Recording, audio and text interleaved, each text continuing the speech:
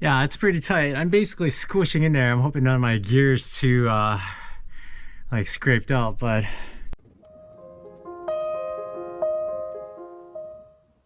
good morning. It's day 139. I'm sitting in front of the Hampton Inn at Harriman. It's not too far from the trail. It's like a $13 Uber ride back. I'm waiting for Uber right now. It should be here in 4 minutes. And going back to the trailhead, you have to get off on 17 though, not the parking lot after the road, 17, because that road is closed. That bridge across is closed. But yeah, it's been great. I took a 00. Tina came because her ankle was bothering her for a little bit. So at Unionville, she took an Uber here and it was $55 and it was $60 back. But it was nice that she got to sit and enjoy the hotel here. It's actually a really nice hotel. It's a little pricey, but the breakfasts are good. Rooms are clean. Everything is super clean. You walk down the hallways and you could tell they've been dusting everything. Like all the fan vents are dust free. It's super nice. And the 3 days we've been here, or 2 nights we've been here, I guess 3 nights, they were washing the rugs and stuff. It's pretty nice. They keep it well maintained. There isn't really too many other places that are rated well, rather. So Hampton is pretty good. They also even provided a local shuttle, so they took us to Walmart and then picked us up when we were done. So it's pretty nice. You can walk to Aldi, TGI Fridays, Uno's. So it's a nice spot. Today I am only doing about 9 miles, so it's like 11 something. It's almost 11. I just checked out and I'm starting off the day now because I'm not in a big rush. Our plan is to get to Kent Monday night, I think, or Sunday night or Monday night. So it's not too far, and I am entering Harriman State Park, and in the park you have to stay within like shelter areas, within 100 yards of a shelter. So you can't really just go camping wherever you want. In this case, that really is stealth camping because you're breaking the rules and you're hiding out. Although it seems like most of the campsites you're not really hiding out at all. But in this case, yeah, you're not supposed to, so I guess it is stealth camping. But yeah, should be an interesting day. I thought I might do 13 to the next shelter, but it's half mile off the trail. It's supposed to be nice views of New York City from there, but I don't know, it's far. So I think I'll just do the 9 and then continue on tomorrow. See how it goes. So I'll see you at the trailhead, or street, not even a parking lot, just a street. Here I am walking this road. It's closed to vehicle traffic, but it's open for foot traffic. I guess this bridge is not in the best condition, so they've closed it off to cars. The guy was doing trail magic right here at the intersection. Well, yeah, at the intersection. And he said, was it sometime last year, there was some concrete coming off. So inspectors came and chipped at it and a big chunk came off, and he said the bridge dropped 1 inch. So they closed it to all traffic for a while, even foot traffic.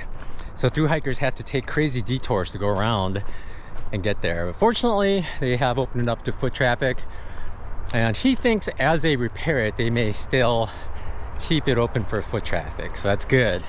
Because if they start repairing it, it'd be a bummer if they closed off the bridge to foot traffic. But this is my second time across. It's just easier to get a ride over here. To get to the park is like another 20 minutes. So it's just easier to get a ride straight to the 17 intersection. But here's the bridge up ahead. Back here's the sign that says, for your safety, camping permitted only in specified areas. So unfortunately, shelter areas only. So that's why it's just a 10-mile day for me today. White blazes way off to the sides, and the trees still going. Today I'm not doing too many miles. The elevation's higher than it's been in Pennsylvania, but not too bad. Part of the reason is we're going to go to Kent. Tina is about 39 miles away from me. The Jana Gap is still 39. So what she's gonna do is push normal miles for her, I guess. And I'm just gonna go a tad bit slower. I'll probably wind up just outside of Kent pretty early. So our plan is to get into Kent Monday, and then we'll stay there tonight. Just stay 1 night and then keep going. So that'd be our resupply point there, and that should be our meetup point. We'll see. We'll see. She'll have completely closed the gap by then, I think. Hopefully, as long as she's okay, she'll close the gap. Big day coming. Here's a trail magic I came to a few days ago. And they're here for several days. Looks like they've taken a nap. Hi there. No, you can stay seated. I just came to say hello. That's the parking lot where there's the Trail Magic. I don't know if you can see the tent, but that was the toughest part of the day, I think. I don't know. It was just out in the sun. But behind me, all of a sudden, woods and birds chirping, trees, bushes, ferns, canopy, shade. It's quite nice. I think more of those wood wrens. I cannot imitate their sound at all. Amazing. Okay, let's get going. Let's try to go at least 5 miles before lunch. I have a lot of lunch, so I need to reduce that weight. So I'm gonna sit down and eat. That's very important. Oh yeah, I forgot the lemon squeezer's coming up, 1.7 miles. They say the squeeze isn't that narrow, but there's a big vertical wall you have to climb over after. So I'm looking forward to that. So I think I'm just going to W. Bryan Shelter, 9.2. I thought about the West Mountain Shelter, but it's 13 miles because it's another half mile off trail. Thought about it, and that's a longer water carry because its water is way downhill, so you want to get it at the source before, if you can. Look at this, folks. I thought this was a cave, and I thought, that's weird. We're heading straight towards a cave. But I know the lemon squeezer's coming up, although I thought it was further away, so I don't know if this is it, but it may be. Looks like we're going in. Our first glimpse at the lemon squeezer. It's not too bad. People say it's the vertical wall afterwards that's bad, but this is the squeeze coming up. Let's look around for snakes. Oh yeah. No, well, this part right here isn't, obviously, because it's super wide, but I think it's coming up somewhere up ahead. Maybe in between those rocks right there. Here it is. There's a white blaze, and as we pan over, it is tight. My pack is gonna rub like crazy. All right, I might have to take my pack off. It is. I think it is gonna rub. That's a doozy. Okay, let's figure this out. Yeah, it's pretty tight. I'm basically squishing in there. I'm hoping none of my gear's too like scraped up, but I am wedged in. Fortunately, it goes up, so I think I'm gonna get the bulk of my pack over before it gets even narrower. It's actually harder for me because I'm trying to keep my camera away from the rocks, so I'm actually twisting a little. But fortunately, around these ledges, I had to break my rule and put my hands up there without checking first, but now I know it's clear. But a little bit more and we should be out of this jam here. Tap myself down. I think everything's good. I think my bars are a little squished though in here. I actually had a honey bun in there, but I think it's pretty flat now. But I got my trekking poles. I left them over here. It is quite a narrow squeeze. It goes on for a while, and it makes you think you can get your pack over, but actually it's pretty good distance apart the whole time. And over here it actually narrows out, but as it gets there it gets taller. And I actually stepped up and out earlier. But there's supposedly a vertical wall that's harder up ahead. Let's go find it. I don't think it's this guy. No way. Here we go. There's a blaze there. So we're going up and over those rocks right over there. It looks like we're going up and over. We'll see how bad it is once we get up there. It looks like the alternative is to just go around this way right here on the left.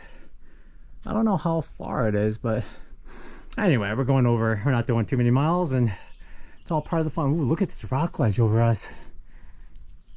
Really flat rock ledge. Okay, let's head on up. Well, I did it. I came up the left side. There's some handholds, not the best, but once you get a foothold and you commit to a forward movement, the handholds are a little better. The handholds, unfortunately, are not good. You have to grab like with two hands, and you can kind of squeeze together and pull yourself up. And I did scrape my microphone a little, but overall my camera's okay. How's it look? I know I scraped the front part. I felt it shake. But overall, I think I got through without bumping it. And I didn't scrape my knee. I do have some rock marks on my arm for when I was just basically hugging for dear life, because you don't want it to slip and fall backwards and something like that. That's a tough one, but I did it, so anybody can do it. Oh, my left foot. Okay, let's keep going, and I think that's the worst of it. I will say, if you're going Sobo, that blaze, do not go down that tree, go on the left side. Because it's right there, it's just a big drop. There's nothing at all. I'm not sure how you'd go down. And there's a lemon gap way down there. I stopped to pull out my honey bun. Look at that wedge. I don't know how well you could see that. It just got a sharp wedge to it because it got smashed pretty hard. The lemon squeeze got it, but it's not crumbled at all. So I'm actually gonna open this up and eat this guy. I just now realized that before that climb, I could have set up my tripod and taken the easy way back and retrieved the camera. I was thinking for some reason I had to climb back down that thing again, but yeah, I could have just gone the easy way and grabbed it. It's too far back now, but darn it, missed chance. I'm walking through this beautiful section of woods, all this fern and trees everywhere, and something smells like peaches around here. It's been for a little while, like really fruity. I tried to figure out what fruit it was, and I think the closest is peach. It's like a peachy smell. I don't know what it is. I don't see any flowers. I see nothing that could maybe emit that smell. But it smells really good. Pretty odd, huh? I was told the deer around here in the Harriman State Park don't really care about people so much. Pretty protected here, so this guy's not afraid of me at all.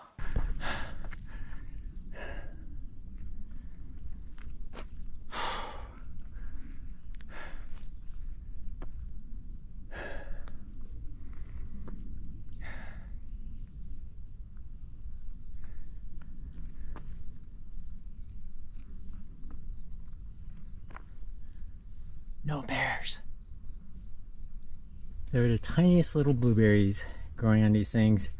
I imagine in like a month, there's just gonna be bears all over, picking out just blueberry bushes everywhere. It's either blueberries or ferns. Not that it's because it's just those two species. There's only two I can identify. So, but yeah, there's so many blueberry bushes here. It would be cool to see a bear just munching down. Can you see the writing on the rock? As you can tell, I missed the shelter. I guess it was a little off trail. I thought it was gonna be right on trail, but I was gonna eat lunch there, just a place to sit. I think I'm just gonna find a place, a rock with some shade, and eat lunch there. Just got to scan around right now. A lot of rocks up here, so I think it's gonna be good sitting opportunities. Sitting opportunities, that's what I'm looking for. Spotted these two from far away. They're not perfectly level, but it's perfect. Really no grasses around it. Just in the middle, in the shade. There was a slight breeze every now and then, but there are a lot less bugs here than there were like down at the water. I think this will be it. That one's nice too. It's a little in the sun, but there's grass all around. But this one is almost perfect. Lunch today is tortilla with a whole bunch of pre-cooked bacon. They say refrigerate after opening, and I have 2 packets, and I was gonna use a whole packet and it looked like a lot. It might be too much, but I'm just gonna eat it because they have a strong odor, so I'd rather just eat it and not have a open bag sitting around. I put some red hot sauce from it I got from the Hampton Inn. It looks pretty good, and I heard some rustling sounds.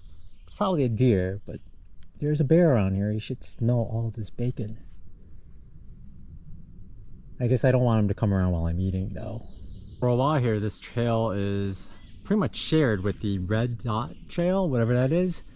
And every once in a while you see a tree like that and there's no white blaze, and you're like, oh, did it branch? And I check back. Sometimes they stagger out the blazes and the mark, and sometimes it's on the same tree. Like there's one way up there with the white blaze and a red dot. But I know at some point it is gonna split. So every time I see a red dot by itself, I go, am I still on the trail? But often it is. I don't know how much longer it's going to be the same trail. And just like that, just past that tree I pointed out, there's a red button here. I think it goes that way, but the AT is this blaze here. A little more hidden trail, but there's a white blaze. So I think we're off that now, and we're only AT. So I'm getting water at this water source. There's a nice little bridge here. It's actually really nice. It's like a table. I can put my water bottle there and filter water. So it's pretty nice. But this little creek is flowing super well. And there are a ton of little fish in there. And there is a frog. I believe it's a green frog, and that's what's been making all that noise. I thought it was a bullfrog because someone told me that.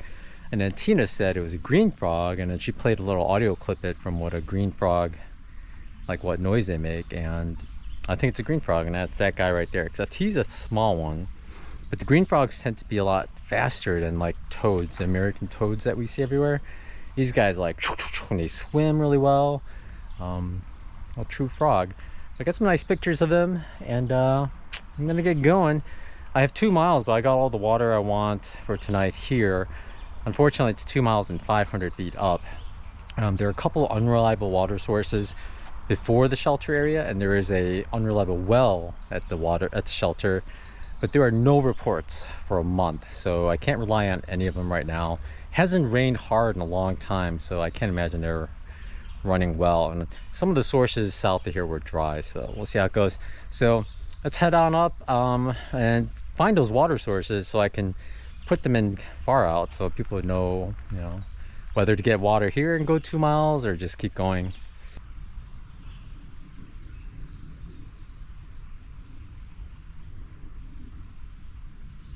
I'm here at the William Breen Memorial Shelter. Very buggy. It's a pretty cool looking shelter, just really old, I guess. They have bunks and floor space. I love the walls on here. The interesting thing is it's right next to this huge pile of rocks. It's pretty wild. It's funny, it says no fire, well, I guess against the shelter, but anyway, I'm not gonna stay at the shelter. I'm gonna go find a tent spot here. Oh, there are bear cables way over there, I see. Let's look over here actually. And yeah, I'm gonna tent out here. We're at mile 1397, so we have 3 more miles until basically 1400 tomorrow, so that should be pretty good. There's one other tent set up past this hill here, and I might be on the top of this part here. Oh, looks like we're on to AT. I didn't realize the AT goes off this side, but let's go up here and set up on top of this hill. Maybe there's a fire ring, so it looks like a commonly used campsite. It's nice, but way too close to the bear cables. I see a bunch of spots way down there, so I think I am going to check that out. Unfortunately, this shelter just has bear cables, no bear box, no privy, and no water.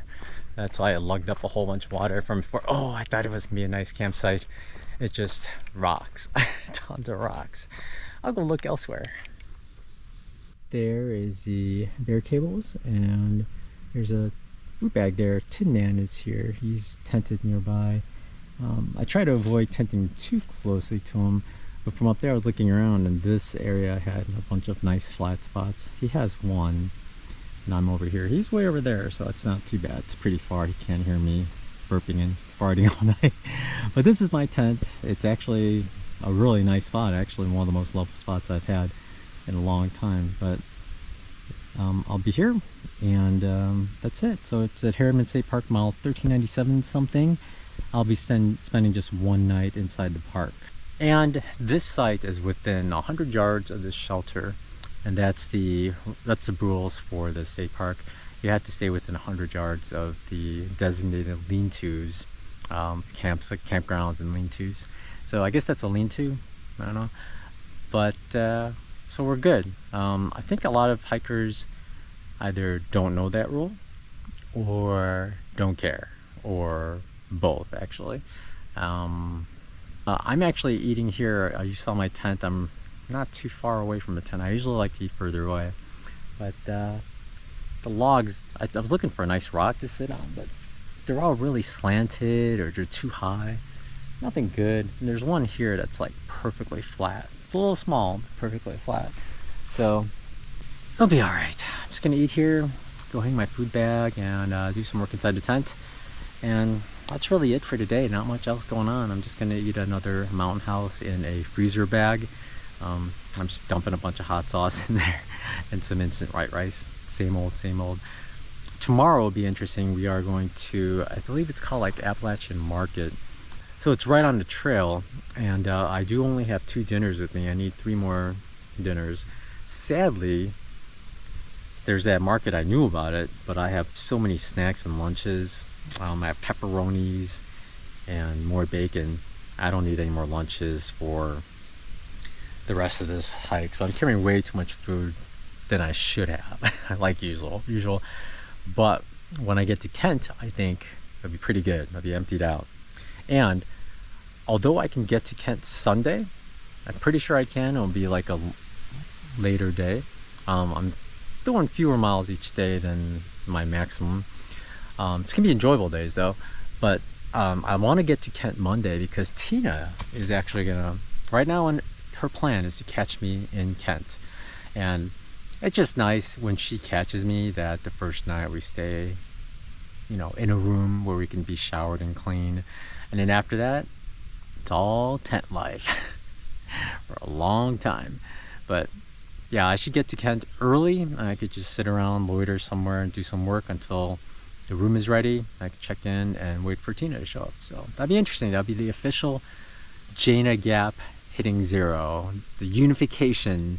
I don't know what other terms you would call that, but anyway, I'm gonna just eat and call it a night here. It's probably like 6, but it's a little early to say bye, but I got nothing else going on. I'm just gonna eat and get to work. So thanks for watching. You all take care. Y'all have a good night and be safe and stay cool, and have some backup source of power in case all the power goes out with all the AC. I heard there's a huge heat wave out west.